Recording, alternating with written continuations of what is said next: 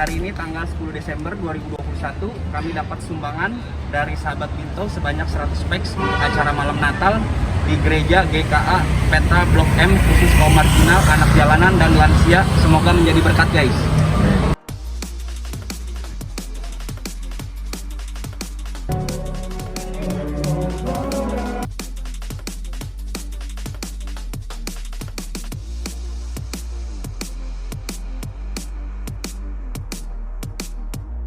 Dalam nama Tuhan Yesus. Amin. Terima kasih. Ayo, shalom. Ya Tuhan. Nah, saya percaya kita semua datang pada ibadah perayaan Natal dari mana sore hari ini.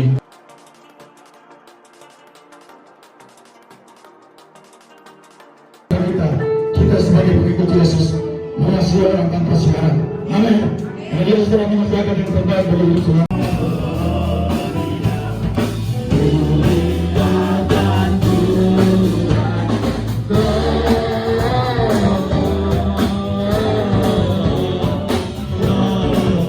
Dan berterima kasih untuk berkat istrinya. Haleluya. Dan Tuhan.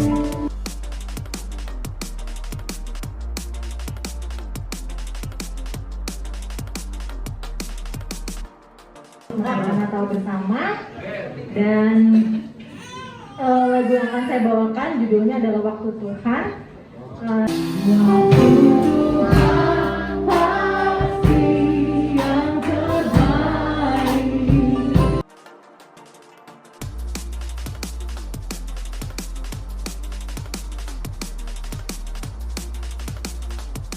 Yang bilang kami miskin, Tuhan, kami merasakan kaya waktu Engkau mau hidup buat hidup kami.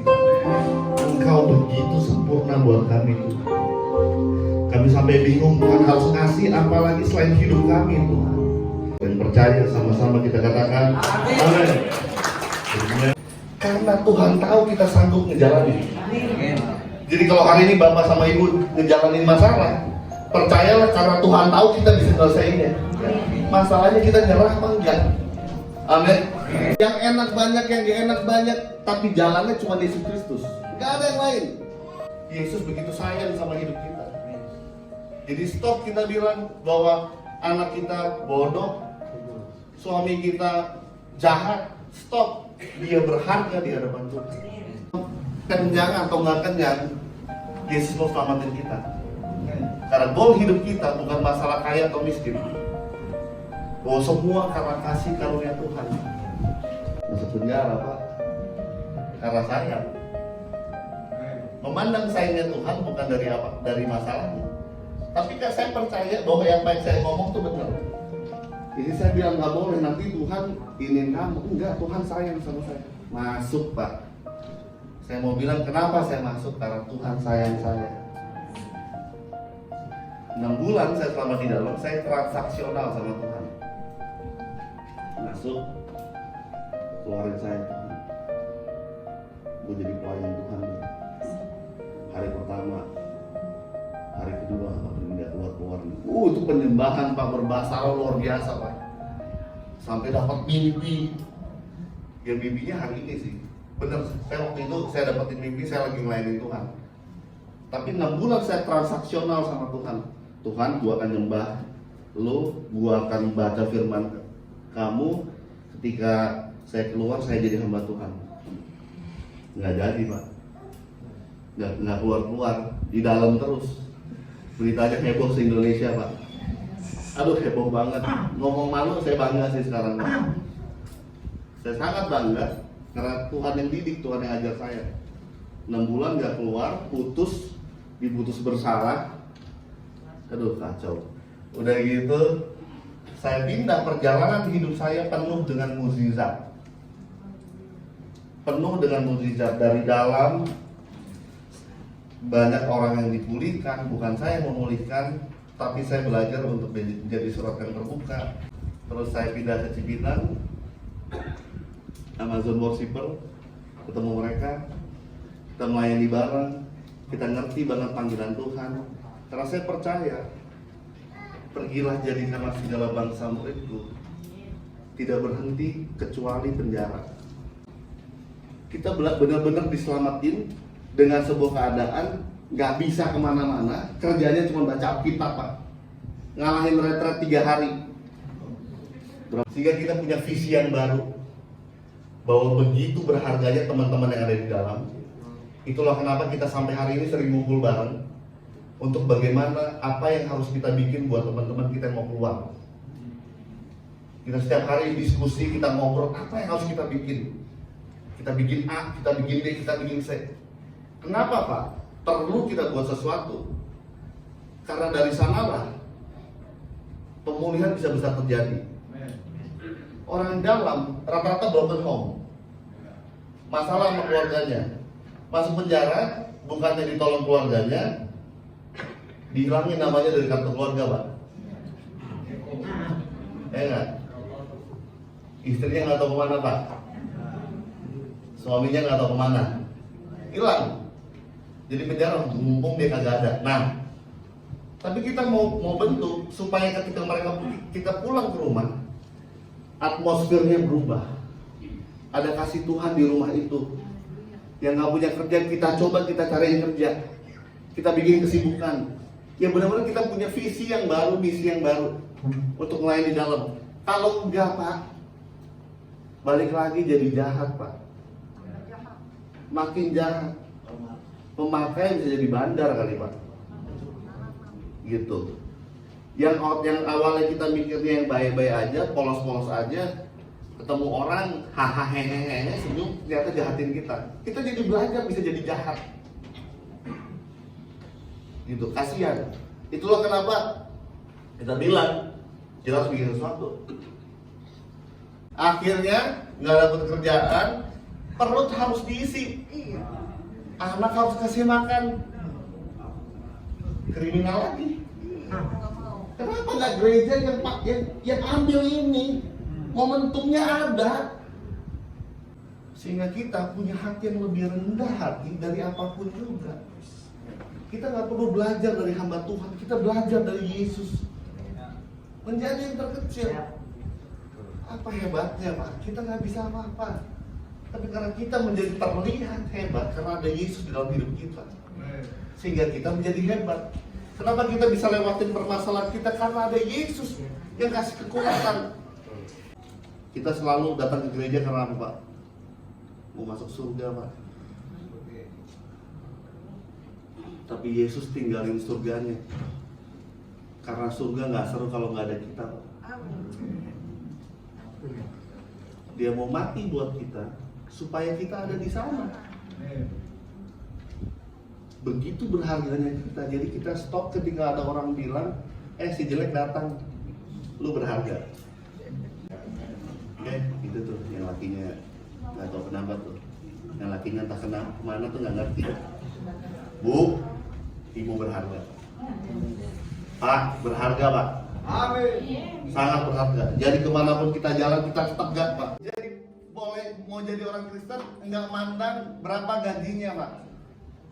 Nggak mandang turun di gereja di depan naik mobil apa.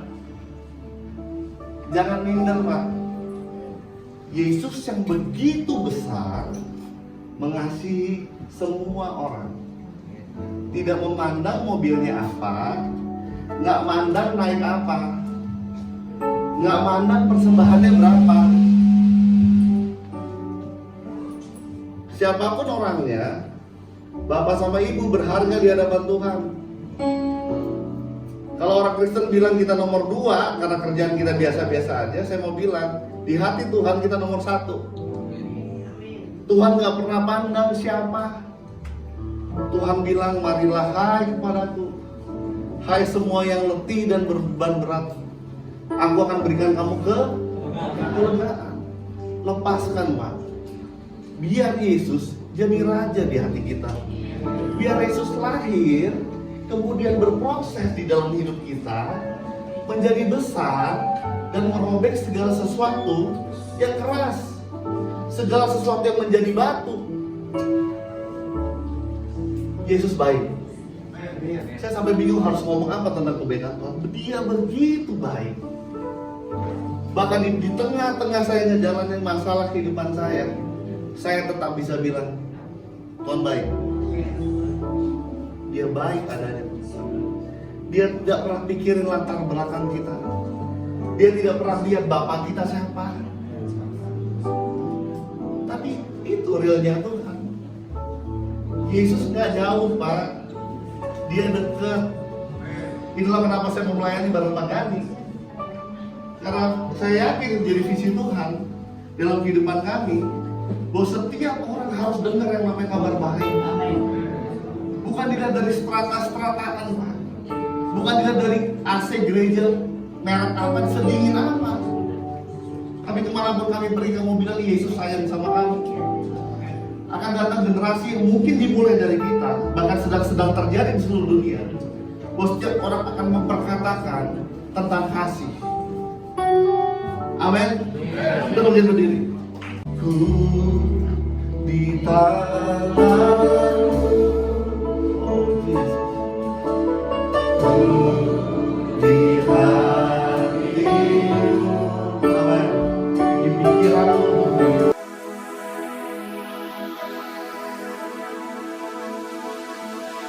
Can you see the light in the sky? Oh, that is my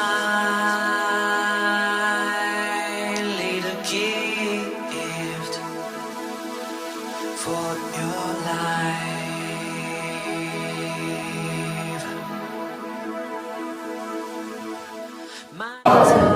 Puji Tuhan, antusias jemaat Tuhan. Terima kasih kepada Bapak Evangelis Mbak Ginting bersama Ibu.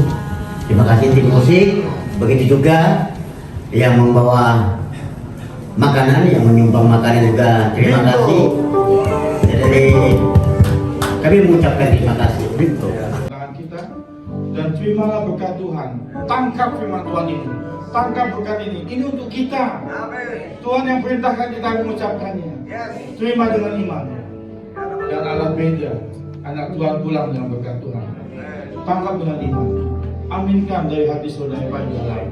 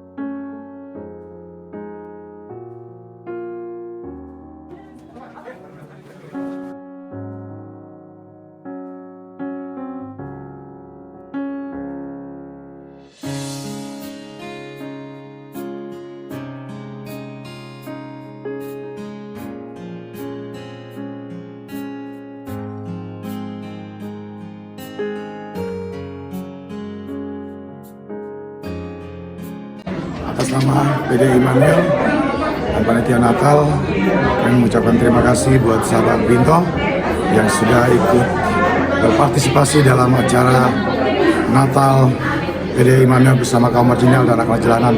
Kiranya sahabat Binto semakin sukses di tahun 2022. Tuhan memberkati.